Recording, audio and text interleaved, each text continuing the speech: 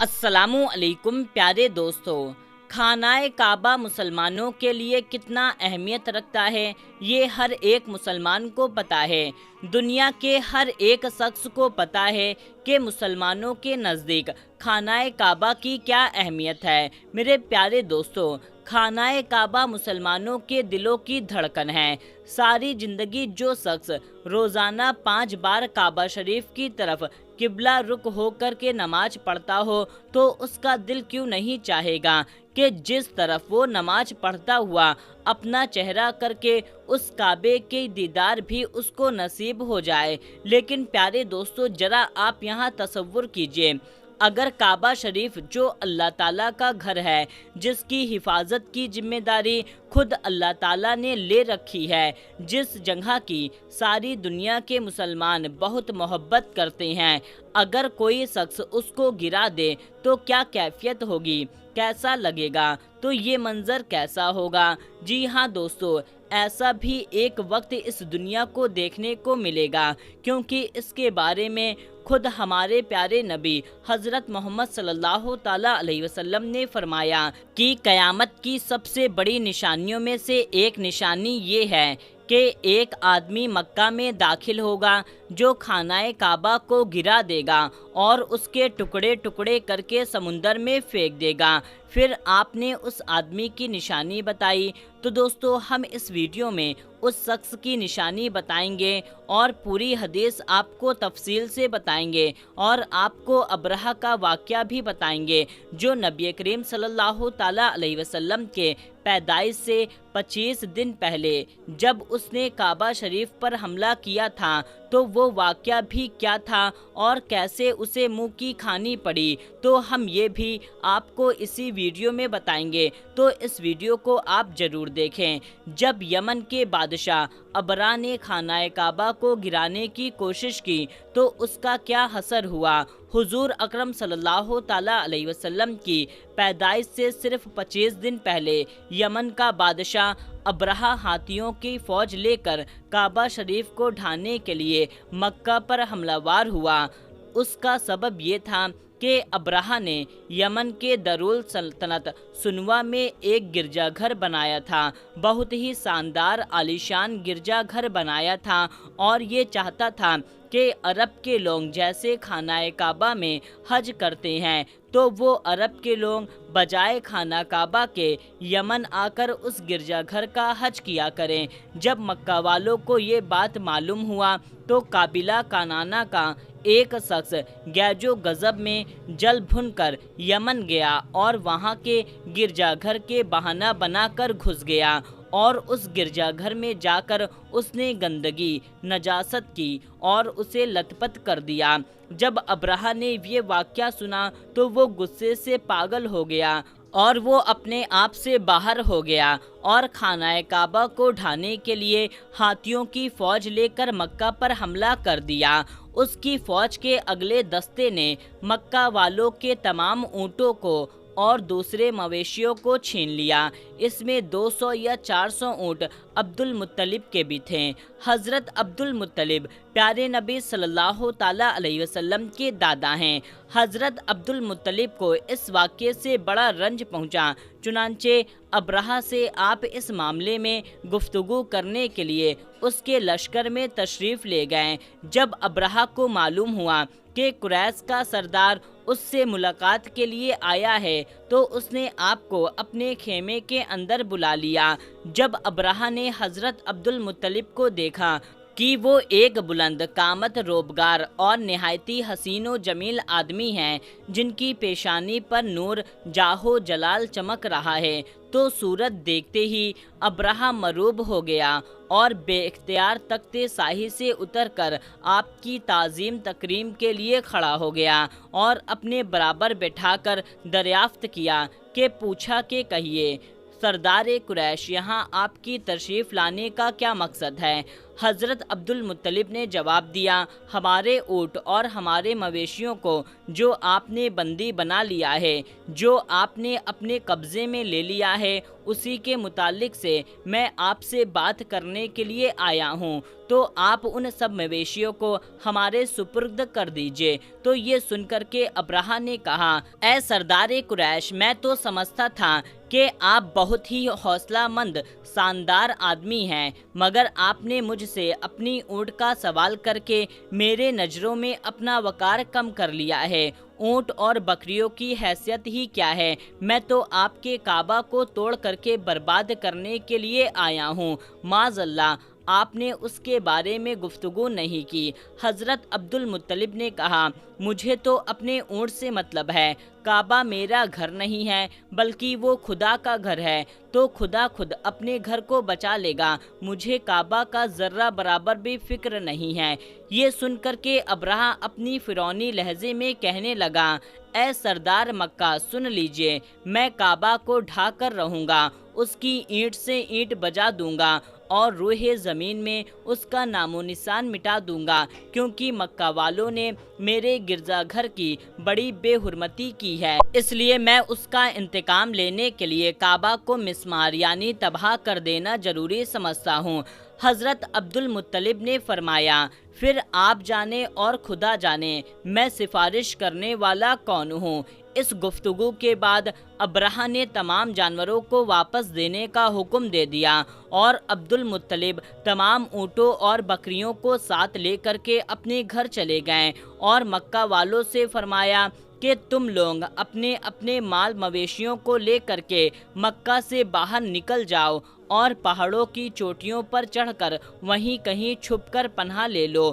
پھر خود اپنے خاندان کے چند آدمیوں کو لے کر کے حضرت عبد المطلب خانہ کعبہ میں گئے اور دروازے کا حلقہ پکڑ کر کے انتہائی بے قراری سے رو رو کر دربار باری میں اس طرح دعا مانگنے لگے، اے اللہ، بے شک ہر شے اپنے اپنے گھر کی حفاظت کرتا ہے، لہٰذا تو بھی اپنے گھر کی حفاظت فرما اور صلیب والوں اور صلیبیوں کے پجاریوں کے مقابلے میں اپنی تاسوسواروں کی مدد فرما۔ حضرت عبد المطلب نے یہ دعا مانگی اور اپنے خاندان والوں کو ساتھ لے کر کے پہاڑ کی چوٹی پر چلے گئے اور خدا کی قدرت کا جلوہ دیکھنے لگے۔ ابرہہ جب صبح کو خانہ کعبہ ڈھانے کے لیے اپنے لشکر زرار اور ہاتھیوں کے ساتھ لے کر آیا، جیسے ہی ابرہہ نے اپنے ہاتھی کی قطار کے ساتھ آگے بڑھا اور مقام مخمس میں پہنچا تو خود اس کا ہاتھی جس کا نام محمود تھا ایک دم بیٹھ گیا۔ ابرہہ نے اس کو بہت مارا اور بار بار للکارا مگر ہاتھی نہیں اٹھا۔ اتنے میں قہر الہی ابابیلوں کی شکل میں نمودار ہوا اور ننھے ننھے پرندے جھنڈ کے جھنڈ جن کی چونچ اور پنجوں میں تین تین کنکریاں تھیں سمندر کی جانب سے حرمین کعبہ کی طرف آنے لگیں۔ ابابیل کے لشکر نے ابرہہ کی فوج پر اس قدر زور شور سے سنگباری شروع کر دی کہ انن فنن میں ابرہہ کے لشکر اور اس کے ہاتھی کے پرخچے اڑ گئے۔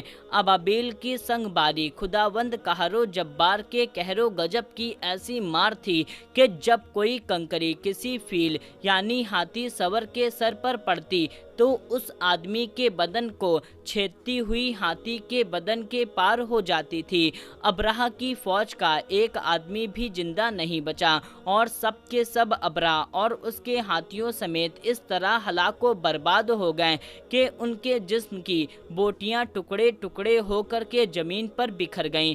چنانچہ قرآن مجید کی سورہ فیل میں اللہ تعالیٰ نے اس واقعے کا ذکر کرتے ہوئے فرمایا، یعنی کہ اے محبوب، کیا آپ نے نہیں دیکھا، کیا آپ کے رب نے انہیں ہاتھیوں والوں کا کیا حال کر ڈالا، کیا ان کے داؤں کو تباہ نہ کر ڈالا اور ان پر پرندوں کی ٹکڑیاں بھیجی تاکہ انہیں کنکڑ کے پتھر سے مارے تو انہیں چبائے ہوئے بھینس جیسا بنا ڈالا۔ جب ابرہہ اور اس کا لشکر کا انجام یہ ہوا تو عبد المطلب پہاڑ سے نیچے اترے اور خدا کا شکر ادا کیا، اور تمام اہل عرب ان کو ایک خدا رسید بزرگ کی حیثیت سے قابل احترام سمجھنے لگے۔ تو دوستو، اب آپ کو اس واقعے کے بارے میں بتاتے ہیں جو قیامت کے نزدیک پیش آئے گا، جس کے بارے میں حضرت محمد صلی اللہ تعالیٰ علیہ وسلم نے فرمایا تھا کہ اللہ پاک کا آپ صلی اللہ تعالیٰ علیہ وسلم پر خاص کرم ہے کہ آپ صلی اللہ تعالیٰ علیہ وسلم کو اللہ پاک نے تمام علوم عطا فرمائے جن کا تصور ہمارا انسانی ذہن کبھی نہیں کر سکتا۔ جو ہمارے نبی صلی اللہ تعالیٰ علیہ وسلم نے فرما دیا وہ پورا ہو کر رہے گا۔ اللہ پاک ارشاد فرماتا ہے، اور وہ یعنی نبی کوئی بات اپنی خواہش سے نہیں کرتے، وہ وحی کرتے ہیں جس کی انہیں وحی کی جاتی ہے۔ اللہ کے علم کے سمندر کے مقابلے میں نبی اکرم صلی اللہ تعالیٰ علیہ وسلم کا علم ایک قطرہ ہے۔ آپ صلی اللہ تعالیٰ علیہ وسلم کا یہ قطرہ تمام مخلوق کے لیے ایک سمندر کے برابر ہے۔ یہ بات سچ ہے کہ ہم آپ صلی اللہ تعالیٰ علیہ وسلم کے علم کے برابر میں اندازہ بھی نہیں لگا سکتے۔ اللہ کی ذات تو بہت ہی وسیع ہے، ہم اس کا اندازہ کس طرح سے لگا پائیں گے؟ تو آپ صلی اللہ تعالیٰ علیہ وسلم نے اپنے سے پہلے گزرے ہوئے انبیاء اکرام اور ان کی امتوں کے ساتھ ساتھ آنے والے وقتوں کے بارے میں بھی فرمایا۔ محدثین اور مفسرین کا کہنا ہے جب قیامت قریب آنے والی ہوگی تو خانہ کعبہ کو گرایا جانے کا واقعہ پیش آئے گا۔ جن لوگوں کو اس کے بارے میں علم نہیں ہے ان کو اس بارے میں حدیث مبارک کی روشنی سے بتاتے ہیں کہ خانہ کعبہ اللہ پاک کی نشانیوں میں سے ایک عظیم و شان نشانی ہے۔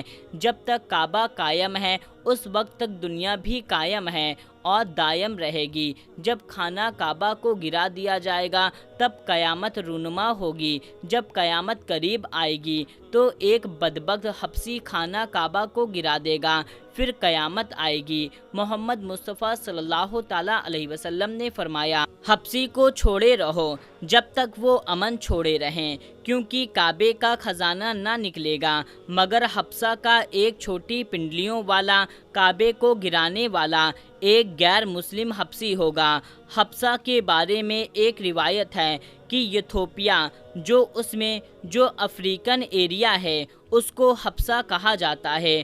حبشہ سے ایک حبشی کعبہ کو گرانے کے ارادے سے اور اس کے نیچے سے خزانہ نکالنے کی نیت سے پوری رات چلے گا یہاں تک کہ وہ کعبے تک پہنچ جائے گا۔ یہ بات مشہور ہے کہ کعبے کے نیچے بہت سارے بادشاہوں کا خزانہ دبا ہوا ہے۔ وہ شخص اسی لالچ میں اسی خزانے کو حاصل کرنے کے لیے خانہ کعبہ کو ڈھائے گا۔ اس کمینے حبشی کے بارے میں آپ صلی اللہ تعالیٰ علیہ وسلم نے ارشاد فرمایا، اس حبشی کی شکل و صورت ایسی ہوگی کہ وہ چھوٹی پنڈلیوں والا ایک حبشی ہوگا جو خانہ کعبہ کو گرائے گا۔ جبکہ بخاری شریف میں آتا ہے کہ لکھا ہے کہ نبی کریم صلی اللہ تعالیٰ علیہ وسلم نے فرمایا، گویا میں اس حبشی کو دیکھ رہا ہوں، وہ کالا اور چوڑی ٹانگوں والا کعبہ کے پتھر اور اینٹ کو اکھاڑ اکھاڑ کر پھینک رہا ہے۔ بخاری شریف میں ہے کہ قرب قیامت کے وقت حضرت عیسیٰ علیہ السلام کی وفات کے بعد جب لوگوں کے سینوں میں قرآن پاک اللہ تعالیٰ اٹھا لے گا اور دنیا میں کوئی بھی اللہ اللہ کہنے والا نہ ہوگا تو اس کے بعد وہ بدبخت حبشی خانہ کعبہ کو گرائے گا۔ اس حدیث میں افج کا لفظ استعمال ہوا ہے، اور افج وہ ہے جو اکڑتا ہوا چلے یا چلنے میں اس کے دونوں پنجے نزدیک رہیں اور دونوں ایڑیوں میں فاصلے رہیں۔ وہ حبشی مردود جو قیامت کے قریب خانہ کعبہ کو ڈھائے گا وہ اسی شکل کا ہوگا۔ دوسری روایت میں ہے اس کی آنکھیں نیلی، ناک پھیلی ہوئی ہوں گی اور پیٹ بڑا سا ہوگا۔ اس کے ساتھ اور بھی لوگ ہوں گے۔ وہ کعبہ کا ایک ایک پتھر اکھاڑ ڈالے گا اور سمندر میں لے جا کر پھینک دے گا۔ یہ قیامت کے بالکل نزدیک ہوگا۔ اللہ تعالیٰ سے دعا ہے کہ اللہ پاک ہمیں نیک کام کرنے کی توفیق عطا فرمائے اور برائیوں سے بچائے۔ آمین اللہم آمین۔ پیارے دوستو، کمنٹ باکس میں آمین ضرور لکھیے گا اور اس ویڈیو کو زیادہ سے زیادہ لوگوں تک شیئر کر دیجیے گا۔ ملتے ہیں، تب تک کے لیے اللہ حافظ۔